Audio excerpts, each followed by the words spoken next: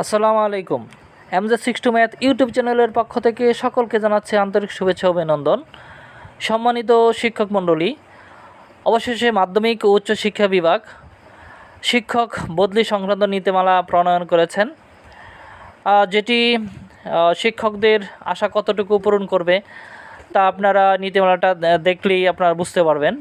তো আমার যতটুকু মনে হয়েছে এই নীতিমালা শিক্ষকদের কাঙ্ক্ষিত যে ফল, কাঙ্ক্ষিত যে আশা ছিল তা পূরণ করতে যথেষ্ট হবে না।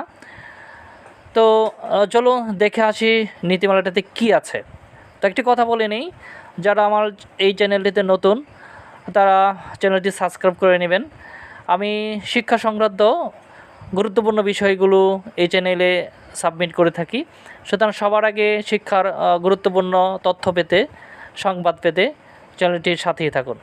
তো আর কথা না বাড়িয়ে চলে যাচ্ছি মাধ্যমিক উচ্চ শিক্ষা বিভাগ যে বদলি নীতিমালাটা প্রণয়ন করেছেন সেই নীতিমালাটা একটু দেখে আসি। তো স্ক্রিনে দেখতে পাচ্ছেন বদলির নীতিমালাটা, যেটি প্রকাশ করেছে মাধ্যমিক উচ্চ শিক্ষা বিভাগ, যেখানে বিষয়টা লেখা হয়েছে বেসরকারি শিক্ষা প্রতিষ্ঠান, স্কুল কলেজ কর্মরত শিক্ষকদের পারস্পরিক বদলি সংক্রান্ত নীতিমালা 2024 প্রণয়ন। 1 নম্বর, বেসরকারি শিক্ষা প্রতিষ্ঠানে স্কুল ও কলেজে কর্মরত শিক্ষকদের পারস্পরিক বদলি সংক্রান্ত নীতিমালা 2024 প্রণয়ন করা হলো। 2 নম্বর, শিরোনাম এ নীতিমালা এমপিভুক্ত শিক্ষকদের পারস্পরিক বদলি নীতিমালা 2024 নামে অভিহিত হবে। 2 এ নীতিমালা জারির তারিখ থেকে কার্যকর হবে। 3 প্রযোজ্য, NTRCA এর মাধ্যমে নিয়োগপ্রাপ্ত শিক্ষকগণের জন্য এ নীতিমালা প্রযোজ্য হবে। এখানে দেখেন একটা বিষয়, যে বিষয়টা সবচেয়ে গুরুত্বপূর্ণ সেটা হলো NTRCA এর মাধ্যমে নিয়োগপ্রাপ্ত শিক্ষকগণের জন্যই শুধু এই নীতিমালাটা প্রযোজ্য হবে, অন্য শিক্ষকদের জন্য এটি প্রযোজ্য নয়। 4 নম্বর, বদলি সংক্রান্ত শর্তাবলী। দেখুন এখানে 5টি শর্ত আরোপ করা হয়েছে, তো একে একে শর্তগুলি একটু দেখে নেই। শুধু সমপদে কর্মরত 2 জন শিক্ষকের লিখিত সম্মতিপত্র সহ পারস্পরিক বদলির আবেদনই বিবেচনা করা হবে, যেটি খুবই গুরুত্বপূর্ণ বিষয়। অর্থাৎ এটাকে অনেকেই মেচল বলে থাকে, অর্থাৎ 2 জন শিক্ষক যদি সম্মতি থাকে, পারস্পরিকভাবে বদলি হতে চায়, একজনের স্থানে আরেকজন যেতে ইচ্ছুক, সেই ক্ষেত্রেই এটা প্রযোজ্য হবে। 2 নম্বর, চাকরির আবেদনে উল্লিখিত নিজ জেলা ব্যতীত অন্য জেলায় বদলির জন্য আবেদন করা যাবে না।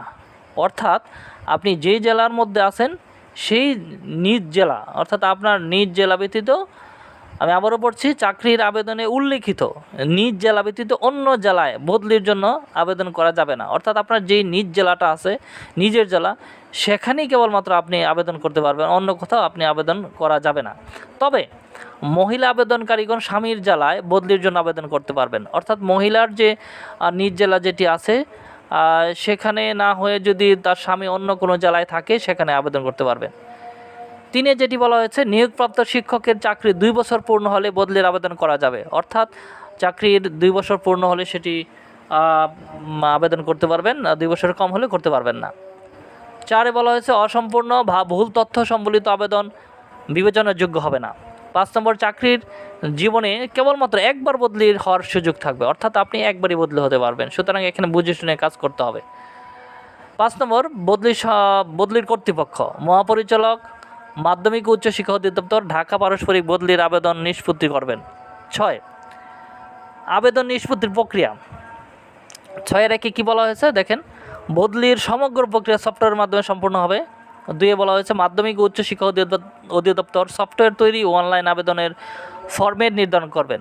3 নম্বর, প্রতি বছর, ভালো করে এটা খেয়াল করেন, প্রতি বছর 16 অক্টোবর থেকে 15 ডিসেম্বর এর মধ্যে অনলাইনে পারস্পরিক বদলির জন্য আবেদন গ্রহণ করা হবে। 4 বলা হয়েছে অনলাইনে প্রাপ্ত আবেদন প্রতি বছর ডিসেম্বরের মধ্যে বাছাইপূর্বক নিষ্পত্তি করতে হবে। 5 নম্বরে বলা হয়েছে বদলিকৃত শিক্ষকদের ইন্ডেক্স পূর্বের প্রতিষ্ঠান থেকে বর্তমান প্রতিষ্ঠানে অনলাইনে ট্রান্সফার করতে হবে। 6 নম্বর বলা হয়েছে বদলিকৃত শিক্ষকদের এমপিইউ ও অন্যান্য আর্থিক সুবিধাদি এবং জ্যেষ্ঠতার ধারাবাহিকতা পূর্ববৎ বজায় থাকিবে। তারপরে যেটি বলা হয়েছে 7 নম্বর বিবিধে যেটি বলা হয়েছে, একে বদলির আবেদন অধিকার হিসাবে দাবি করা যাবে না, অর্থাৎ এটা আপনার অধিকার না, এটা আপনার মাথায় রাখতে হবে। 2 নম্বর বদলিকৃত শিক্ষকগণ কোনো ধরনের টিএ ডিএ ভাতা পাবেন না। 3 নম্বর আদেশ জারির 15 কার্য দিবসের মধ্যে সংশ্লিষ্ট শিক্ষা প্রতিষ্ঠানের প্রধান বদলিকৃত শিক্ষকের অবমুক্তি নিশ্চিত করবেন, অর্থাৎ আপনার যখন বদলির আদেশ হয়ে যাবে তখন 15 কার্য দিবসের মধ্যে আপনি যে প্রতিষ্ঠানে আছেন সেই প্রতিষ্ঠান থেকে প্রতিষ্ঠান প্রধান আপনাকে অবমুক্ত করতে হবে, অর্থাৎ ছাড়পত্র দিতে হবে। 4 নম্বর অবমুক্ত হওয়ার পরবর্তী 5 কার্য দিবসের মধ্যে নতুন কর্মস্থলে যোগদান করতে হবে, অর্থাৎ আপনাকে যখন ছাড়পত্র দেওয়া হবে তখন 5 কার্য দিবসের মধ্যেই আপনাকে যোগদান করতে হবে। সংশ্লিষ্ট শিক্ষা প্রতিষ্ঠান প্রদান যোগদানের বিষয়টি মহাপরিচালক মাধ্যমিক ও উচ্চশিক্ষা অধিদপ্তরকে অবহিত করবেন। আর এই প্রকাশিত নীতিমালাটি শিক্ষকদের মনের আশা কতটুকু পূরণ করতে পারছে তা শিক্ষকরাই বলতে পারবে। তবে এখানে আমরা আশাবাদী ছিলাম, যারা শিক্ষক তারা আশাবাদী ছিল যে এটা শুধুই এনটিআরসি নিয়োগপ্রাপ্ত শিক্ষকদের জন্য প্রযোজ্য নয়, এমনটাই আমরা আশা করছিলাম যে সকল শিক্ষক, যারা বেসরকারি সকল শিক্ষক আছে তাদের বদলির নীতিমালাটা হলে ভালো হতো। কিন্তু এখানে যেটি শুধুই এনটিআরসির নিয়োগপ্রাপ্ত শিক্ষকদের কথা বলা হয়েছে। আর যে সকল প্রতিবন্ধকতাগুলো রয়েছে এই নীতিমালাতে, সেটি হলো এখানে মাদ্রাসা শিক্ষকদের কোনো কথা উল্লেখ নেই, শুধু স্কুল কলেজের কথা উল্লেখ আছে। আরেকটি বিষয় যেটি হলো এখানে শুধু নিজ জেলার কথা বলা হয়েছে, জেলার ভিতরে আপনারা আসতে পারবেন, অর্থাৎ আপনি যদি নিজ জেলা ছাড়া অন্য কোনো জেলায় চাকরি করেন তাহলে সে কেবলমাত্র আপনি নিজ জেলাতে আসতে পারবেন। দেখা যায় একই জেলায় ভিতরে, নিজের জেলার ভিতরে অনেকই টিচাররা আছে যারা অনেক দূর দূরান্তে চাকরি করে, কিন্তু সেটা যদি নিজ উপজেলা হতো তাহলে সবচেয়ে বেশি ভালো হতো। তো আশা করি এই নীতিমালাটা পরবর্তীতে আরও সংশোধিত হয়ে শিক্ষকদের কাঙ্ক্ষিত একটি নীতিমালা আসবে এমন প্রত্যাশা রাখছি। আর একটা বিষয়, এই নীতিমালাটি কোথায় পাওয়া যাবে তার একটি লিঙ্ক আমি নিচে আপনাদের দিয়ে দিচ্ছি। তো আর কথা না বাড়িয়ে আজকে এ পর্যন্তই রাখলাম। সবাই ভালো থাকুন, সুস্থ থাকুন। আসসালামু আলাইকুম।